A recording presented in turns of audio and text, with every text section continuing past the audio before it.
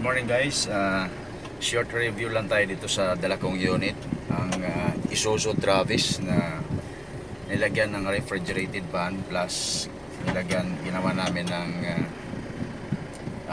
tray rack na stainless na kung saan lahat ng mga trays nilalagay doon.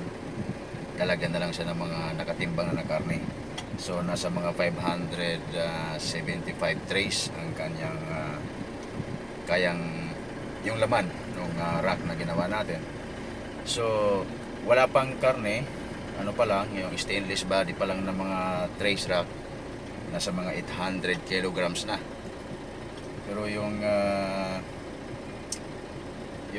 itong Travis sa takbuhan, hindi siya mabuhay, ano?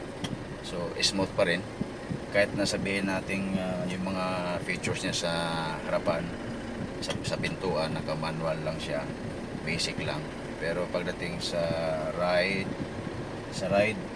smooth, plus yung makina hindi siya hirap, no?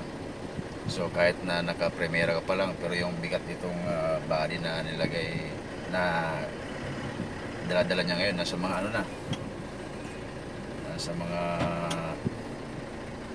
na rin nata yan, mga 1.5 tons na. Wala pa yung karne. So pagka kinargaan ng karne, papalo na to ng mga 2.5 o 3 tons. So palagi ko kaya-kaya pa rin niya. So smooth yung ride, ganda. Sa fuel consumption naman, from Calamba naka naka 5 na guhit, no? From Calamba to dito sa Balagtas exit, nagbawas lang siya ng 3 bars. So palagi ko kumukonsumo siya ng mga 14 o 13 kilometers per liter. So ito po yung forma niya.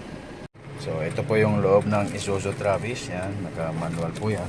So ito.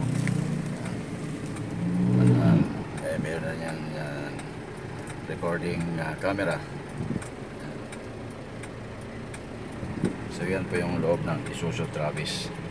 Okay naman siya. Smooth, maganda. Yung suspension hindi ganoon katagtag, sakto lang. So hindi ganoon siya, kumbaga hindi ganoon ka overfatigue sa driver, lalo na sa mga long driving. Doon sa mga gusto magpagawa ng mate van with tray rack, mapa 4-wheeler, 6-wheeler, 10-wheeler. So tawag lang po kayo sa amin sa Orly Motors Calamba. So nilalagay ko po yung aming contact number sa ating FB page.